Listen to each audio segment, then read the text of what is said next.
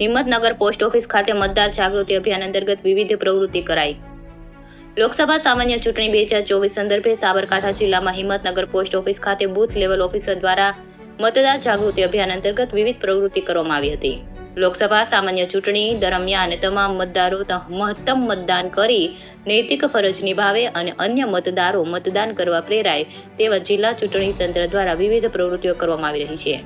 જે અંતર્ગત post office તેમજ state bank of India Himmatnagar ખાતે BLO દ્વારા જિલ્લાના નાગરિકોને મતદાર જાગૃતિ અભિયાન અંતર્ગત મતદાનની મહત્વ સમજાવીને સાથે જ મતદાન અવશ્ય કરીશના શપથ લેવડાવ્યા હતા.